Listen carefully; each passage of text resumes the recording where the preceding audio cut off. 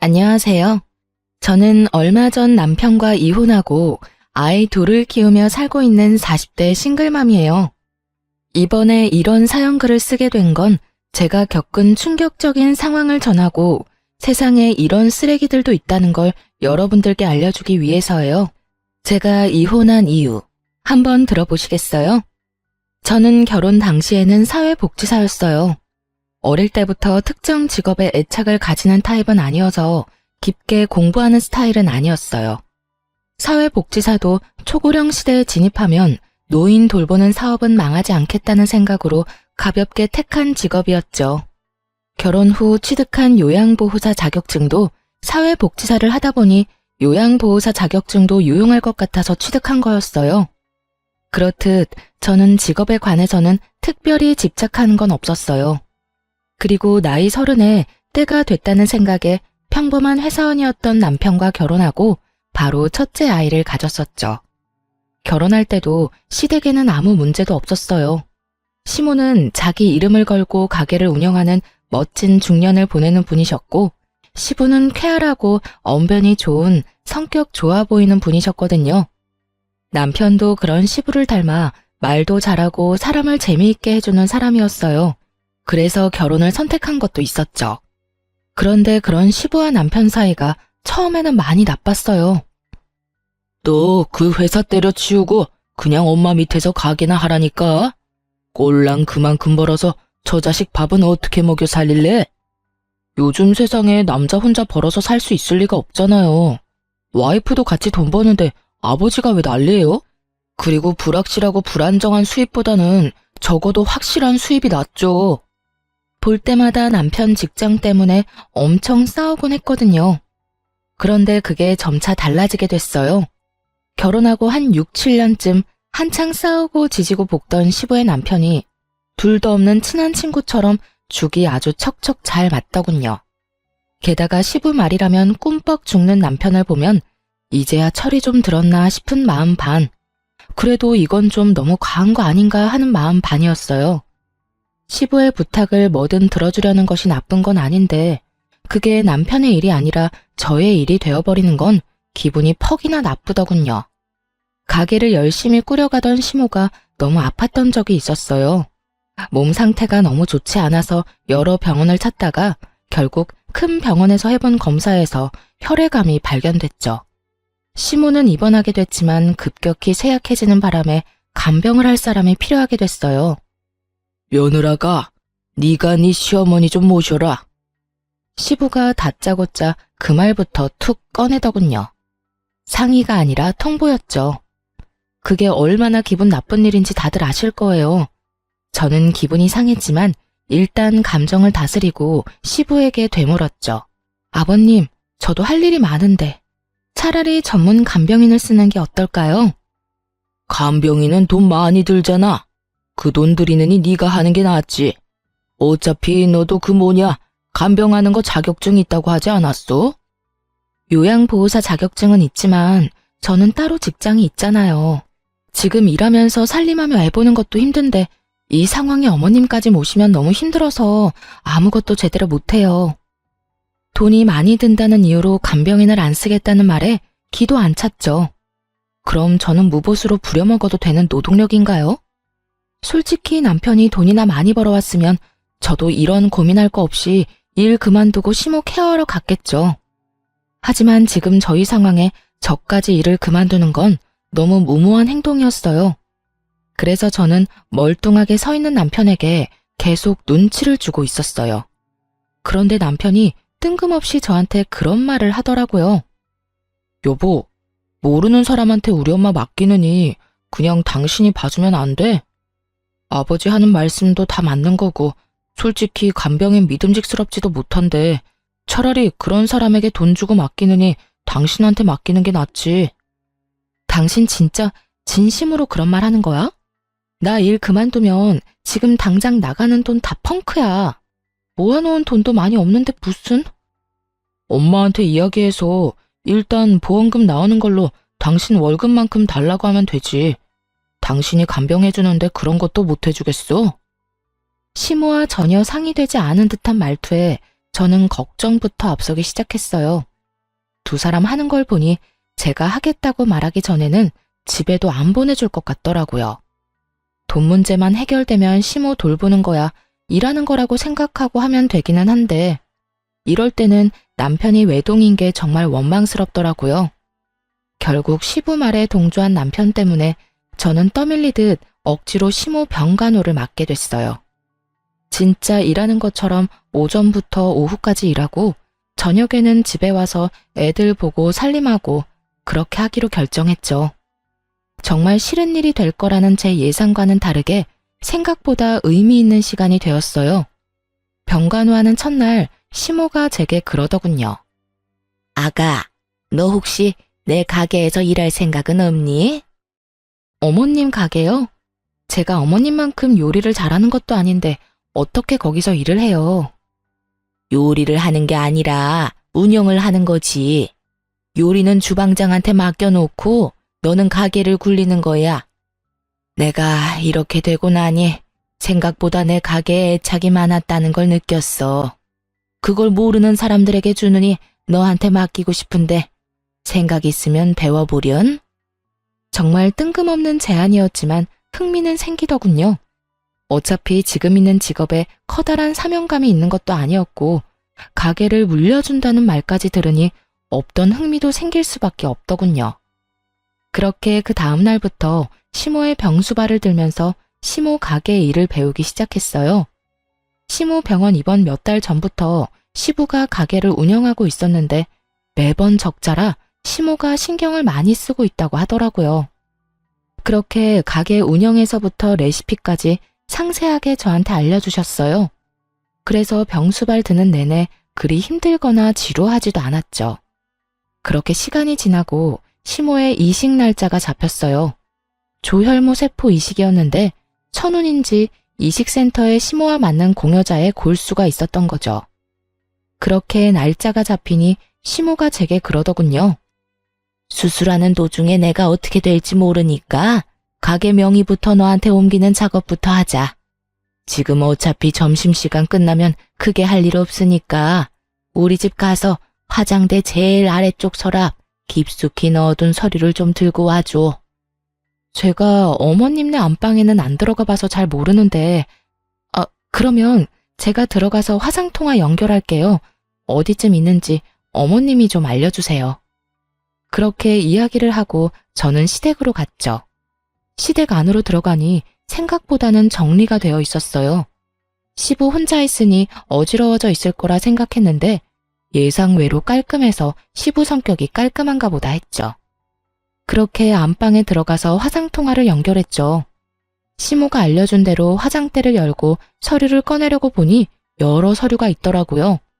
영상통화로는 질이 좋지 않아 제대로 찍히지 않아서 제가 전화를 끊고 서류를 전부 화장대에 올려놓은 채 하나씩 찍어 시모에게 보냈어요.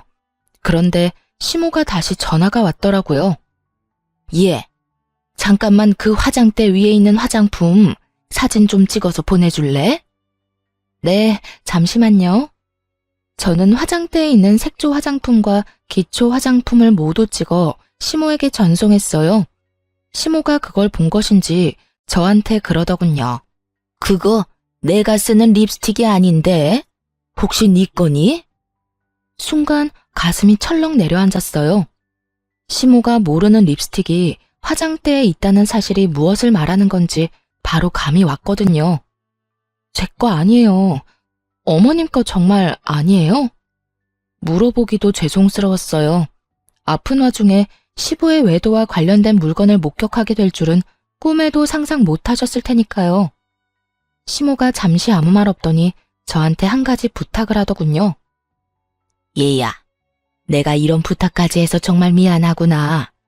혹시 너희 시아버지 외도 증거 좀 가져올 수 있겠어? 립스틱이라도 가져오면. 어머님, 외도 증거가 필요하시면 제가 안방에 녹음기 설치할게요. 어떤 쥐새끼 같은 여자가 여기 왔다 갔다 하는 모양이니 몰래 숨겨놓고 나중에 찾으러 오면 둘이서 무슨 이야기 했는지 알 수 있겠죠. 제 말에 시모가 그렇게 해달라고 말하고는 전화를 끊었어요. 저는 그 길로 소형 녹음기를 샀어요. 연필형으로 된 걸로 용량도 짱짱하고 오랫동안 녹음이 가능한 걸로 가져와 시부가 일하러 간 틈에 안방 침대 머리 쪽 살짝 아래에 절대 보이지 않도록 조심히 붙여놨어요. 그리고 녹음을 눌러놓고 병원으로 돌아왔죠. 병원으로 오니 시모 표정이 좋지 않았어요. 화가 안 나면 이상한 거죠. 그렇게 하루가 지나고 나서 드디어 그들이 대화를 나눈 것이 녹음이 됐어요. 그 녹음 내용을 듣고 저는 차마 시모에게 들려주기가 너무 힘들었어요. 두 사람의 대화 내용은 정말 충격적이었거든요. 자기, 오늘 병원 안 가봐도 돼? 와이프 수술 날짜 잡혔다며. 근데 안 가봐도 돼. 수술 날짜 전날 가면 되지. 내가 가게 일 때문에 바쁘다고 하면 지가 뭐라고 할 거야? 그리고 그것 때문에 며느리 거기다 붙여놨잖아. 그러니까 괜찮아. 당신이랑 같이 있는 시간이 더 소중하지. 정말 내가 더 소중한 거 맞아? 그런데 왜 그 여자랑 이혼을 안 해? 얼른 이혼하고 한몫 떼어준다며. 내가 가만히 생각해보니까 이혼하는 것보다는 와이프 죽는 거 기다리는 게 더 낫겠더라고. 그 여자 골골대는 거 보니 심상치 않아. 진짜 곧 죽는데도 믿을 수 있을 만큼 몸이 약해졌다니까. 그 여자 죽으면 그 유산이 다 어디로 가겠어? 바로 나랑 내 아들한테 오는 거지. 그걸로 떵떵거리며 살고 너도 내 여자로 남들한테 소개도 할 수 있고 일석이조잖아. 이걸 시모에게 들려줘도 되나 싶은 생각이 들었죠. 그렇지만 숨긴다 한들 이미 시모가 없는 집에 다른 여자의 립스틱이 놓인 걸 봐버렸으니 혹여나 그걸로 스트레스 받느니 받아들이고 정리할 시간을 주는 게 낫다고 생각했어요. 제가 그 녹음기를 시모에게 들려주자 시모 얼굴이 급속도로 일그러지더군요. 화가 안 나면 이상한 거죠. 이 정신 나간 것들이 아픈 환자를 두고 고사를 지내? 죽으라고? 어림도 없지. 내가 혼자 죽을 것 같아. 두 연놈들 바지가랑이라도 붙잡아서 똑같이 죽고 싶도록 만들어줄 거야. 시모가 그렇게 말하고 처음으로 한 일은 뜬금없는 가게 명의 이전이었어요. 시모 명의의 가게는 이제 제 것이 된 거죠. 가게는 2층짜리 건물에 1층에 있었는데 2층에는 시부모가 살고 있었어요. 그 건물은 시모 소유의 건물이었고요. 시모는 무남동녀 외동딸이었는데 외조부님이 열심히 평생 모은 재산을 외동딸에게 다 물려주고 떠나셨다고 해요. 그걸 시모가 두 손에 꽉 쥐고 있었고요. 그리고 그 사실을 알고 있는 시부는 이참에 시모가 죽기를 노리고 있던 거고요. 시모가 제게 가게 명의를 이전해준 날 저녁에 저는 집에 와서 애들을 보고 있었어요. 그런데 저녁 늦게 시부가 저희 집을 찾아왔더군요. 야, 네가 녹음기 설치했지? 우리 집에 들어갈 사람이 너 말고 없잖아. 저는 침착하게 시부 말에 대응했어요. 녹음기 설치는 어머님이 하라고 해서 한 거예요. 제가 설마 어머님 말씀을 거부하리라고 생각하시는 건 아니죠? 아니, 그런 일이 있으면 나한테 연락부터 해야 하는 거 아니야? 인간적으로 어떻게 말도 없이 녹음을 할 수가 있냐고. 그리고 그걸 왜 와이프한테 갖다 준 거야? 이거 다 사생활 침해인 거 몰라? 집주인의 허락받고 들어간 건 사생활 침해 아니고요. 어머님이 화장대에 놓인 상간녀 립스틱 보고 외도 정황 발견하신 거고요. 그걸 저한테 증거 찾아오라고 하셨거든요. 전 어머님 부탁 들어준 죄밖에 없는걸요. 그리고 애초에 어머님한테 들킨다는 생각은 전혀 해본 적 없으세요? 아버님이 저한테 와서 이렇게 화내실 건 아니죠. 그거야말로 누워서 자기 얼굴에 침 뱉는 거랑 다른 게 없는데 외도를 하신 것도 잘못을 하신 것도 전부 아버님이고 저는 어머님 말씀 다 들어드린 죄밖에 없으니 저한테 뭐라 하지 마시고 어머님한테 직접 이야기하세요. 또 가게 하나 받았다고 지금 기세등등한가 본데 그게 언제까지 갈 줄 알고 나한테 뻣뻣하게 굴어? 내가 시어머니 잘 돌보랬지 언제 스파이짓 하라고 했냐? 어? 가만 보니 스파이짓 해주고 가게 받았구만. 맞지? 어머님이 그 립스틱 발견하기 전에 시댁에 가서 가져오라는 게 등기부등본이었거든요. 그것 때문에 집에 들어갔다가 립스틱 발견한 거고요. 그리고 애초에 어머님 수발 들도록 시킨 것도 아버님이시잖아요. 그리고 가게 때문에 기세등등한 것도 아니고요. 아버님이 잘못했는데 여기 와서 화풀이 하시니 제가 드리는 말씀이잖아요. 제발 애먼데 성질 부리지 마세요. 시부가 씩씩대며 뭐라 하고 싶은 모양이었지만 그걸로 화내봤자 자기만 나쁜 놈인 거잖아요. 그러니까 왜 외도를 해서 이런 일을 만드냐고요. 결국 한마디도 지지 않는 저를 보며 진절머리가 난다는 듯 고개를 절레절레 흔들고는 나가면서 그러더군요. 너 언제까지 그렇게 기세등등한지 내가 지켜본다. 내가 말하는데 너 조만간 그 얼굴 다 벗겨질 거야. 네 주위에 무슨 일이 벌어지고 있는지도 모르는가 본데 너야말로 큰 코 다칠 거라고. 그때가 돼서도 그렇게 당당할 수 있는지 보자. 씩씩대며 그 말을 던져놓고 나가더군요. 그게 무슨 의미인지도 몰랐지만 일단 시부가 떠났다는 것만으로도 안도했어요. 그런데 그날 저녁 남편이 야근 때문에 뒤늦게 들어와서는 다짜고짜 저한테 화를 내더군요. 당신 왜 엄마랑 아빠 사이에 껴서 이런 일을 벌여? 지금 당신이 나한테 화를 낼 상황이야? 나를 위로해줘야지. 무슨 일인지 나한테 물어보고 내가 얼마나 놀랐는지 자기는 알고 지금 나한테 화내는 거야? 대충 아버지한테 들었어. 그러게 왜 중간에서 그런 일을 했냐고. 난 어머님이 시키는 대로 했을 뿐이야. 어머님이 이미 외도 정황 발견했고 그걸 확인하고 싶어 하는데 그러면 어떡해? 당신 같으면 어머님 앞에서 그냥 덮어놓고 사시죠 하고 말할 수 있겠어? 남이면 그럴 수 있지. 그런데 며느리 자식이 그런 말하면 어머님 심정이 어떻겠냐고. 몸 성한 사람도 분노를 주체하지 못할 일을 아픈 분이 겪고 있잖아. 그럼 내가 시키는 대로라도 해야 할 거 아니야. 그러면 최소한 아버지한테 물어는 봤어야지. 두 분 사이 틀어놓는 게 네 일은 아니잖아. 관계는 이미 아버님이 바람 피울 때부터 틀어진 거 아니야? 당신 근데 묘하게 아버님 편만 드네? 아무리 아버님이랑 친해도 이건 좀 아닌 거 아니야? 당신 어머님이야. 내 어머니가 아닌데도 나는 이렇게 화가 나는데 어떻게 당신은 그렇게 냉정해? 그럼 그 상황에서 내가 어머님을 속였어야 했어? 진짜 그게 맞는 일이냐고. 아니, 내 말은 그냥 끼어들지 말았어야 했다는 거지. 그런 일 있으면 나한테 이야기를 하던가. 그때는 그런 생각이 안 들었는데 지금은 당신한테 말 안 한 게 다행이라는 생각이 드네. 당신한테 말했으면 아버님한테 다 이야기했을 거 아니야. 그러면 아버님 외도 증거 사라지고 어머님만 억울했겠지. 너는 그 녹음기에 무슨 내용이 들어있는지 듣기는 했어? 얼마나 더럽고 천박한 이야기들이 들어있었는데. 들었어, 다 들었어. 근데 그게 뭐? 그렇게 된 것도 아니고 그냥 계획인 거잖아. 터무니없는 현실성 없는 계획. 그거 가지고 사람 몰아가는 건 아니지. 순간 남편의 그 말에 수상함을 느꼈어요. 왜 이렇게 시부 편을 드는 거지? 기분이 묘하게 이상했어요. 그리고 가게 명의 변경한 거 그것도 아버지한테 돌려줘. 당신이 가질 게 아니잖아. 그 가게 명의가 어머님이야. 어머님이 나한테 주신 거고. 병수발 들러간 첫날에 나한테 그 가게 주고 싶으니 가게 일 배우라고 하셨거든? 당신 진짜 점점 이상해. 왜 그렇게 아버님 편만 들어? 왜? 너도 남자라서 바람 피운 남자의 마음이 이해가 가?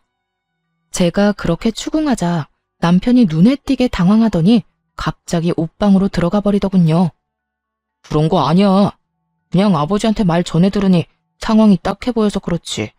그런 거 아니라고. 너무너무 수상한 남편 모습에 결국 저는 흥신소에 남편 뒷조사를 의뢰했어요. 그리고 남편이 좀 더 자유롭게 무슨 일이든 저지르기 쉽게 만들어줬어요. 아이들을 친정에 맡기고 저는 시무병원에서 당분간 지내겠다고 말했죠. 시부가 다시 찾아올까봐 무서우니 시모 곁에 있겠다고요. 그랬더니 남편은 별말 없더군요. 사람을 붙여놓고 난 뒤에 아침마다 남편의 행선지에 대해 물었어요. 평일은 거의 대부분 남편 행선지와 조사한 사람의 행선지가 같더군요. 다른 사람을 만나는 것 같지도 않고요. 그런데 주말에 시부와 낚시를 가겠다고 하더군요. 그래서 시부에게도 전화해서 물어봤어요. 이번 주 주말에 병원 오실 거냐고요. 둘이 싸운 게 있어서 상냥한 말투는 아니었지만 시부가 이번 주에는 남편과 낚시를 갈 거라고 하더라고요. 평소에도 둘이 이렇게 자주 낚시를 하러 갔기 때문에 처음에는 별 생각 없었어요. 하지만 그 다음날 조사 직원이 보내온 내용은 그들의 말과는 정반대였어요. 남편이 낚시를 간 것이 아니라 여자와 여행을 갔더라고요. 제가 없는 틈을 타 멀리 물 좋고 바람 좋은 곳으로 내연녀와 여행을 떠났더군요. 마누라는 자기 어머니 병수발 들도록 만들어두고 말이죠. 둘이서 팔짱 끼고 뺨에 뽀뽀하는 사진이 수십 장이나 찍혀 있는 걸 보고 제 속도 부글부글 끓었어요. 알고 보니 시부도 그날 상간녀를 만난 모양이더라고요. 서로가 서로의 외도를 숨겨주고 있었던 거죠. 그렇게 서로의 마누라를 속이고 부자가 똑같이 상간녀와 놀아났다고 생각하니 머리 끝까지 화가 났어요. 저는 참지 못하고 시모에게 달려가 울었어요. 왜 그러니? 왜 이렇게 울어? 무슨 일이 있었어? 시모의 목소리를 들으니 눈물이 왈칵 더 나오더군요. 한참 흐느끼던 저를 토닥이던 시모에게 제가 하소연하듯 말했죠. 어머님, 어쩜 좋아요? 그 사람도 바람 피는 것 같아요. 제 말에 시모의 토닥거림이 멈췄어요. 제가 고개를 들어 시모를 보니 시모 표정이 울상이 되어 있더군요. 이게 대체 다 무슨 일이니? 넌 그걸 어떻게 알았어? 얼마 전에 아버님이 오셔서 저한테 화내신 적이 있거든요. 그런데 남편이 아버님한테 무슨 이야기를 들었는지 아버님 편들면서 저한테 화를 내더라고요. 제가 거기에 끼면 안 됐었다면서 저를 탓하더라고요. 그러면서 가게 명의도 아버님한테 돌려주라고. 주말에 아버님이랑 낚시를 간다고 했어요. 아버님도 남편이랑 낚시 간다고 했고요. 그런데 알고 보니까 두 사람이 만나지도 않았고 서로 각자 내연녀를 만나고 있더라고요. 두 사람이 어머님이랑 저를 둘 다 속이고 있었어요. 어머님한테는 죄송한 말이지만 정말로 이혼하고 싶어요. 그 사람이랑 같이 살맛대고 살고 싶지가 않아요. 시모가 다 이해한다는 듯 제 어깨를 두드려주더군요. 나와 너를 여기에 처박아 두고 자기들끼리 아주 신이 났구나. 부전자전이라더니.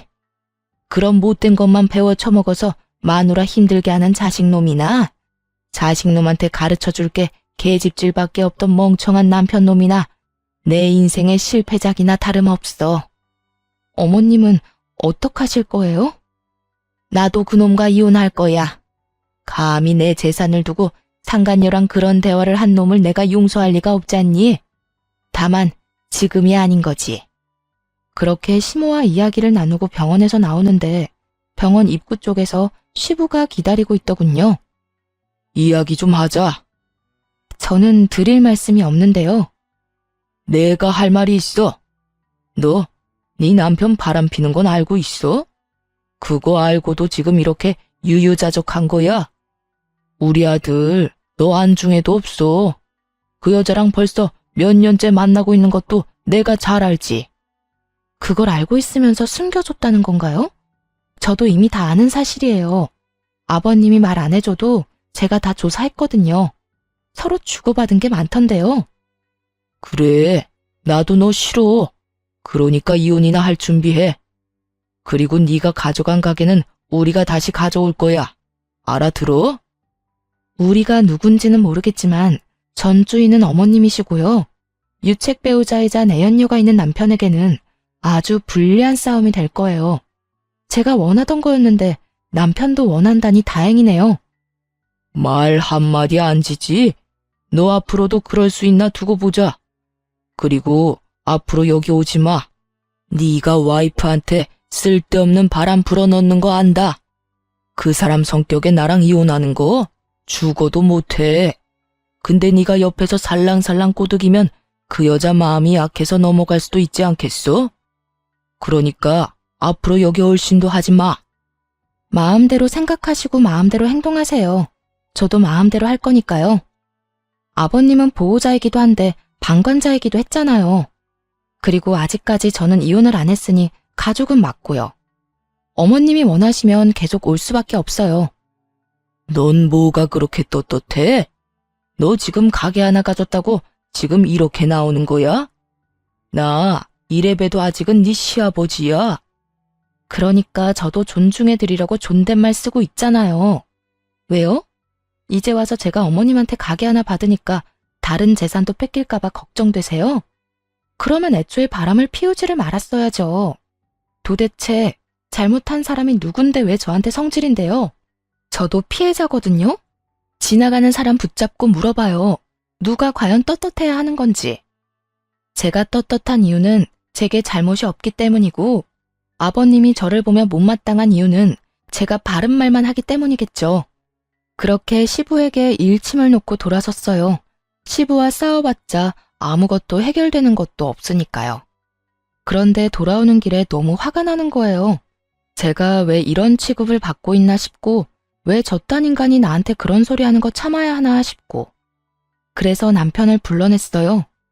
아무것도 모르는지 남편 놈은 태연스레 제가 말한 곳으로 오더군요. 갑자기 왜 밖으로 불러내? 집에서 이야기하면 되잖아. 귀찮다는 듯 말하는 남편 놈을 보며 저는 남편을 째려보며 말했죠. 집에 도착할 때까지 참을 수 없었거든. 내가 방금 아버님한테 들었는데 당신 바람 핀다며? 여자 있다던데? 그래서였어? 그래서 당신 아버지 편들면서 나한테 화냈냐?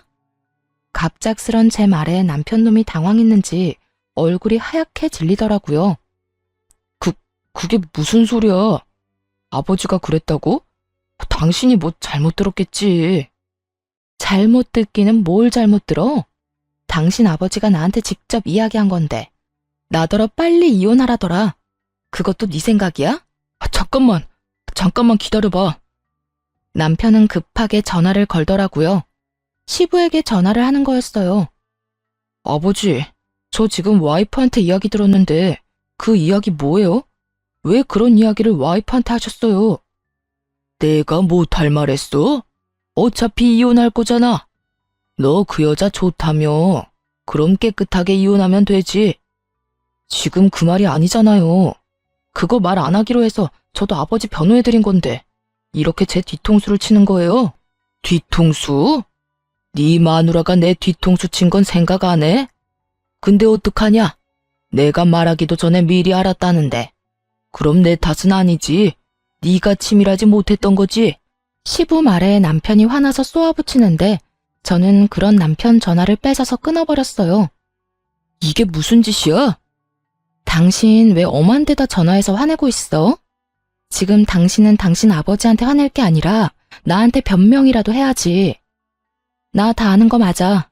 너랑 너희 아버지 그렇게 친한 척 들러붙은 거 일부러 나랑 어머님한테 알리바이 만들려고 그런 거잖아. 내연녀 편하게 만나려고. 제 말에 남편 얼굴이 새파랗게 질려서 제게 변명을 하더군요. 여보, 이거 다 아버지 때문이야. 아버지가 엄마 재산 자기한테 안 올 것 같으니까 나까지 끌고 가려는 거라고. 나 진짜 그 여자 몇 번 안 만났어. 거짓말하네. 내가 모를 줄 알아? 어머님 돌아가시고 그 재산 당신이랑 당신 아버지가 다 가지려고 했다며. 둘이서 그렇게 가지고 나면 나하고 이혼 먼저 하지 않았겠어? 내연녀가 있는데. 귀찮게 돌봐야 할 시모도 없으니 시모 돌봐줄 여자도 필요 없을 거고. 안 그래? 그런 거 아니야. 당신이 오해하는 거야. 오해 같은 소리하고 자빠졌네. 바람은 네가 폈는데 왜 당신 아버지를 걸고 넘어지냐고. 넌 네가 바람 핀 거에 대해서는 할 말 없어? 그래, 바람을 그냥 폈을 리가 없지. 이혼 생각하고서 피는 게 바람이겠지. 좋아, 당신 원하는 대로 이혼하자.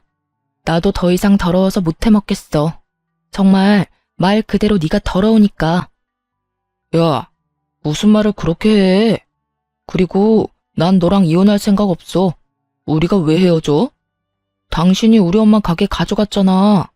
엄마 재산 받아놓고 지금 먹튀하려는 거야? 그거 알아? 네가 조강지쳐 두고 바람 피운 천하의 나쁜 놈이라는 걸 당신 어머니도 아셔. 내가 다 말했거든.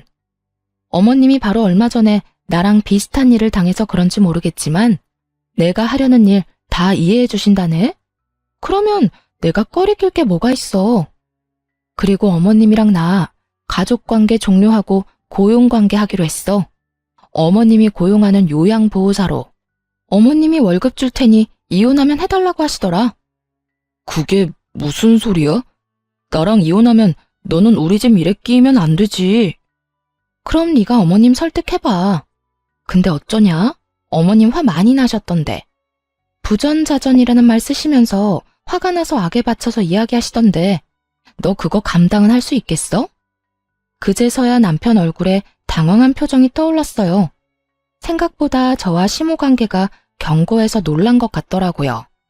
그렇지만 그게 다 자기가 뿌린 씨앗인 걸 왜 모르는 걸까요? 내가 아들인데, 내가 아들이니까 내 말을 더 들어주시겠지. 마음대로 생각해. 근데 난 말이야. 내가 그렇게 죽을 병 걸려서 아픈데 병원에 한 번 찾아와 보지도 않고 며느리만 덜렁 보내놓고 지는 다른 여자 만나느라 바빴다면, 그것도 나를 배신한 남편과 한통속이었다면 그것만으로 용서 못할 것 같은데? 아무리 자식이라도 말이야. 이건 거의 엄마 등에 칼 꽂는 수준 아니야? 아버지 불륜 말려도 모자랄 시간에 그런 아버지랑 똑같이 불륜 저지른 자식이 곱게 보일 리가 있겠나 모르겠네. 그제야 자기 처지를 생각해낸 남편놈 눈알이 불안하게 떨리더군요. 그리고 그 다음 날부터 웃기지도 않는 연극 한 편이 시모의 병실에서 펼쳐졌죠. 남편이 시모를 찾아와 용서를 구하며 병간호를 하며 착한 아들 노릇을 하더군요. 근데 그거 아시나요? 간병도 해본 사람이 잘해요. 모르면 매번 환자에게 물어봐야 하고 의료진에게 계속 물어봐야 하거든요. 그런데 아무것도 모르는 놈이 간병하겠다고 설치니 환자인 시모가 더 속 시끄러울 수밖에 없었죠. 게다가 아들을 향한 그 냉정한 표정은 저도 상상 못할 만큼 차가웠거든요. 여태 안 찾아오다가 무슨 바람이 불어서 여기까지 와서 안 하던 짓을 해? 난 너한테 간병받기 싫다. 어머니, 지금까지 찾아와 보지 못해 죄송해요. 그래도 제가 안 오고 싶어서 안 온 게 아니라 일이 좀 바빴거든요. 그래서 계속 못 온 거예요. 그래? 난 또 네가 네 아버지랑 쌍으로 바람이 나서 상간녀들 만나느라 안 오는 줄 알았지. 시모 말 한마디 한마디에 비수가 섞여 있으니 남편 놈도 말을 조심스럽게 하더라고요. 어머니, 그런 거 아니에요. 그 여자는 진짜 별거 아닌 사이고 진짜 잠깐의 일탈이었어요. 아버지랑 저는 달라요, 어머니. 다르기는 뭐가 달라? 네가 네 아버지 바람피는 걸 묵인하고 허용한 것도 모자라서 똑같은 짓을 저지르고 있었으면서. 네가 양심이 있으면 여기 와서 그딴 말은 하지 말았어야지. 나보다 네 마누라한테 먼저 용서를 구했어야지. 네가 왜 나한테 잘해줘? 이제 와서 왜? 너도 나한테 바라는 거 있어? 그런 거 없어요. 어머니, 제발 제 진심을 오해하지 마세요. 오해는 무슨 얼어 죽을 오해? 그게 진심이라고? 그딴 게 진심이면 세상의 진심은 다 죽었겠구나. 내가 네 아버지 때문에 얼마나 힘든지 알면서도 끝까지 나한테 먼저 이야기 안 했어. 그게 괘씸한 거야, 이 망할 놈아. 결국은 시모가 화를 내며 남편 놈을 쫓아내버렸어요. 그러자 그 뒤로 시부와 남편 놈이 번갈아가며 시모 병실을 찾아와 시모에게 용서를 빌었어요. 여보, 미안해. 내가 진짜 그때는 귀신에 씌었나 봐. 제정신이 아니었다고. 그 여자 정리할 테니까 그러니까 이혼만은 제발, 응? 그리고 이 나이에 무슨 이혼이야. 그냥 살아. 내가 평생 당신한테 속죄하면서 살게. 어머니, 저는 진짜 아버지 꿰매 빠진 것 뿐이라고요. 어머니를 괴롭히렸던 것도 아니었고 그냥 그런 상황이 돼서 어쩔 수 없이 그런 건데 아버지만큼 제가 잘못한 건 아니잖아요. 그런 개소리들을 들으며 시모는 눈 하나 깜짝 안 하더군요. 저도 간병하면서 병실 안에 있었으니 다 들렸거든요. 그리고 저는 시모 덕분에 이혼 절차를 밟을 수 있었어요. 저희 신혼집은 시모 명의였고 남편과 제 사이에 모아둔 돈도 많이 없었으니 재산 분할할 것도 그리 많지 않았죠. 하지만 남편놈은 유책 배우자가 돼서 저에게 엄청난 위자료를 줘야 했어요. 그리고 상간녀 소송도 역시 같이 진행했죠. 바람을 핀 건 두 연놈이니까요. 상대방이 몰랐으면 또 모를까 알면서 사귀고 있는 게 분명했거든요. 그 상간녀가 남편 직장 동료였으니까요. 직장 동료들 다 불러서 결혼까지 했는데 남편이 결혼했다는 걸 모를 수가 없었으니 그 여자도 벌을 받는 게 당연하죠. 그런데 시모가 조용히 저를 불러서 이야기하더군요.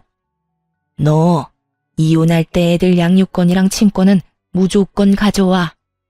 물론 가져올 생각이었고 가져왔지만 시모가 무슨 생각으로 가져가라는 말을 한지는 몰랐어요.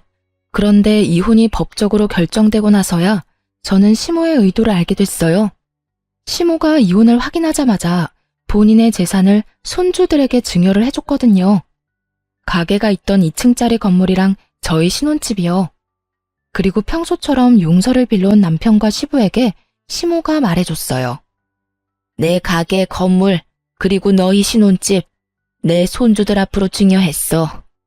너희처럼 여자 눈에 눈물 흘리도록 만든 놈들한테 내가 물려받은 거 단 하나도 줄 생각 없어. 여보, 도대체 왜 그런 짓을 했어? 지금 친권이 누구한테 가 있는데? 당신 재산 저 며느리가 함부로 쓰기라도 하면 어쩔 거야? 함부로 써? 당신한테 맡겼으면 순식간에 사라졌겠지. 나 죽으라고 고사도 지내는 판에 그 부동산 돈으로 바꿔서 다른 여자 먹이고 재우고 입히는데 열심히 썼겠지. 그 꼴 보느니 손주들한테 주는 게 낫지. 억울한 표정의 시부에게 시모가 윽박질렀어요. 그런데 묘하게 남편 놈은 조용하더군요. 지금 이 상황에 그나마 시부보다는 유리한 게 남편 입장이었잖아요. 시모가 죽으면 유산이 자기한테로 올 가능성이 높아졌으니 긁어 부스럼 만들고 싶지 않은지 숨도 안 쉬고 조용히 있더라고요. 그런 남편놈에게 저도 선물 하나 던져줬어요. 남편 상간녀가 남편이랑 같은 직장이니 찾아가서 친절하게 어떻게 된 과정인지 다 알려줬거든요. 저희 이혼하고 이미 남남됐으니까 알려줄게요. 저희 신혼집 명의가 시어머니 앞으로 되어 있었거든요. 그런데 이혼하자마자 어머님이 저희 아들들한테 증여를 했어요. 그러니까 그 남자 아무것도 없는 개털이에요. 집에서 곧 나가야 할 거고 위자료도 나한테 줘야 하고 매달 양육비도 보내야 하죠. 아, 그리고 당신도 상간녀 소장 받게 될 거예요. 그러면 나는 그 위자료도 받게 되겠지만 당신은 당신 스스로 돈을 내야 할 거예요. 그 남자 정말 아무것도 없으니까. 그래도 사랑만 있으면 되죠? 잘 만나요. 양육비는 꼬박꼬박 보내고요. 열심히 일해서 제 자식 크는데 돈 붙여줘야 하니까 몸 건강하고요. 거짓말이지? 그 사람 진짜 빈털털이라고? 그럼 난 어떡해. 위자료 대신 내준다고 자기만 믿으라더니 나쁜 놈이? 제 말에 한껏 열받았는지 그 길로 씩씩대며 전화를 걸어대더군요. 그런 상간녀를 두고 돌아왔어요. 결국 그 뒤에 들려온 소식은 두 사람의 이별 소식이었죠. 저는 정말 깔끔하게 이혼에 성공했어요. 이제 남은 건 시모였죠. 시모는 제가 이혼하고 손주들에게 부동산을 증여해주면서 모든 재산을 정리해두고 이혼 소송을 진행했어요. 시부가 죽자 살자 매달렸지만 시모가 들은 채도 하지 않았어요. 그 여자와 만난 것이 하루 이틀 일도 아니었고 거의 5년 가까이 만나며 시모를 기만했으니까요. 게다가 아픈 사람을 두고 바람을 피우면서 심지어 재산을 다 가질 거라는 이야기를 했으니 그에 관한 시모의 분노가 얼마나 컸는지는 상상하지 않아도 알만했어요. 결국 두 사람도 이혼을 했지만 역시나 시부가 유책 배우자가 됐고 나눠야 할 재산 분할은 시모의 증여로 인해 할 것도 거의 없었죠. 시모 명의로 된 것은 현금 자산뿐이었는데 그마저도 병원비와 보험금으로 받은 거라서 건드리지도 못하게 됐거든요. 결국 부자가 똑같이 계집질하다가 이혼당하고 빈털터리로 나앉게 생긴 거죠. 게다가 상간녀까지 떠나가니 지푸라기라도 잡는 심정으로 시어머니 병실만 뺀질나게 드나들더라고요. 어머님은 자기가 오래 살지 못할 거라 생각했는지 마음을 단단히 먹고 시부를 빈털터리로 만들었고요. 그런데 정말 웃긴 건 제 전남편 놈이었어요. 그 자식이 시부가 나가 떨어진 걸 보고 시모에게 찾아와 뭐라고 했는 줄 아세요? 어머니, 이제 하나뿐인 자식인 제가 어머니 잘 모실게요.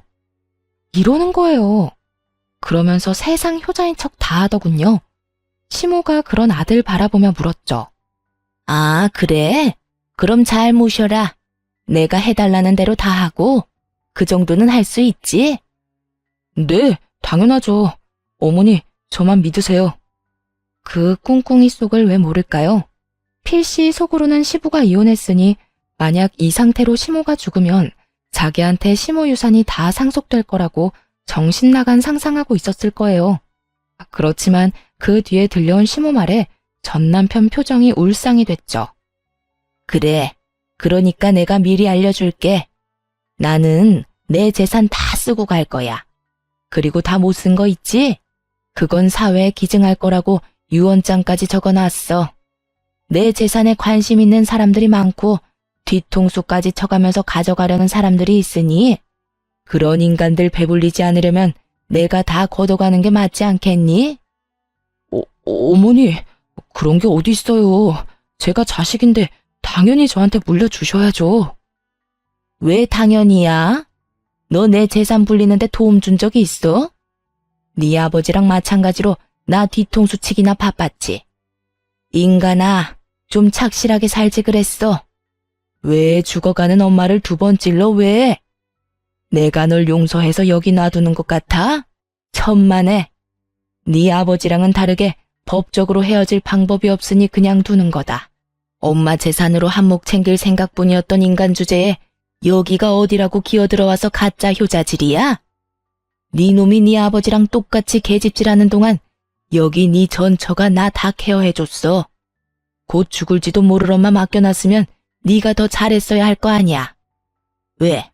돈만 많고 쓸모없는 엄마 여기 가둬놓고 마누라까지 같이 처박아 놓으니까 살만 났어? 그렇게 자유롭게 여자 만나니까 좋았어? 넌 네 와이프한테도 잘못했지만 나한테도 잘못한 거야. 내가 미안해서 며느리 앞에 얼굴을 못 든다고. 결국 시모에게 호통을 듣고 혼이 나가버린 전 남편은 병간호를 마치고 돌아가는 절 붙잡고 감히 애들 이야기를 꺼내더군요. 애들 잠깐 보게 해줘. 잠깐이면 돼. 이제 이혼하면 자주 못 만날 텐데 지금이라도, 어? 애들한테 무슨 헛소리 하려고. 나한테 해. 애들 앞에서 할 말 나한테 못할 게 뭐가 있는데? 그런 거 아니니까 잠시만 보게 해줘. 나도 아빠인데 애들 볼 수 있잖아. 갑자기 애들 보고 싶다고 하는 남편을 보며 뭔가 묘하게 이상한 기분이 들었는데 뭐 어쩔 수 없었죠. 애들 아빠니까요. 그렇게 애들을 만나게 해줬는데 애들이랑 셋이서 이야기를 얼마간 하더니 곧 풀이 죽은 얼굴로 밖으로 나오더군요. 전 남편 돌아가고 애들한테 물었어요. 그랬더니 첫째가 말해줬어요. 아빠가 우리한테 예전처럼 엄마 아빠 다 같이 살고 싶지 않냐고 묻던데 우리가 엄마한테 말하면 같이 살 수 있다고. 속으로 열불이 났어요. 이게 하다 안 되니 시모에게 재산 증여받은 아들들에게 나를 회유하라고 요구한 거였어요. 하긴 자기 딴에는 답답했겠죠. 이제 곧 신혼집에서도 떠나야 하니까. 전 남편 완전 개털이었거든요. 그래? 그래서 넌 뭐라고 했는데? 아빠는 엄마 안 좋아하는데 어떻게 같이 사냐고 물었어. 그랬더니 아빠가 엄마 좋아한다고 하길래 그러면 왜 엄마 놔두고 다른 아줌마랑 여행 갔냐고 물었지. 아들 이야기 듣는데 가슴이 미어지더라고요. 어른들의 이기심과 부정함을 이렇게 빨리 알게 된 것에 너무 미안한 마음뿐이었어요. 그랬더니 아빠가 다 실수라고 하면서 우리들 사랑한다고 이야기하더라고. 근데 아빠 우리 사랑한 적 없잖아. 같이 놀아준 적도 없고. 그런데 사랑한다는 말을 어떻게 믿냐고. 그건 그냥 그 아줌마한테 하고 싶은 말 아니냐고 했어. 그런데 아빠가 계속 아니라고 하길래 그냥 바람피는 사람 내 아빠 하면 부끄러울 것 같고 싫을 것 같다고 이야기했어. 전 남편 놈이 상처 입은 꼴로 돌아간 이유가 있긴 하더군요. 애가 이렇게까지 말하는데 아이와의 관계를 회복하는 건 어려운 일일 테니까요. 그 이야기 들으니 속이 시원하기도 하면서 한편으로는 애한테 미안한 마음이 들었어요. 그래도 이미 이혼했고 애한테 내가 더 많은 사랑을 주면 된다는 마음으로 여전히 일하며 애들 키우고 있어요. 전 남편은 집이며 재산이며 여자며 다 잃었고 결국에 시모에게까지 버림받아 월세방 살며 겨우겨우 산다고 하더군요. 번 돈으로 상간녀하고 놀러다니며 펑펑 쓰느라 여태껏 모아놓은 돈도 없었으니 그야말로 자신이 뿌린 대로 거두고 있는 중인 거죠. 시모는 시부와 이혼 소송 중 이식 수술 받고 지금은 고향에 내려가셨어요. 고향에 있으면서 요양하겠다고 하셨죠. 가끔 애들 데리고 찾아뵈는데 갈수록 건강해지시는 거 보니 스트레스 덜 받아 그런 모양인 것 같더라고요. 아픈 부위가 있다고 그걸 참고 살면 언젠가는 온몸에 그 독이 퍼져 고생만 할 뿐이란 걸 이번에 제대로 알게 됐어요. 썩은 곳은 빨리 도려내야 한다는 걸요. 지금 당장 좀 많이 아플지라도 언젠가 그 상처에는 새살이 돋을 거니까요. 쓰다 보니 글이 길어졌네요. 오늘도 모두 즐거운 하루 되시길 바랍니다.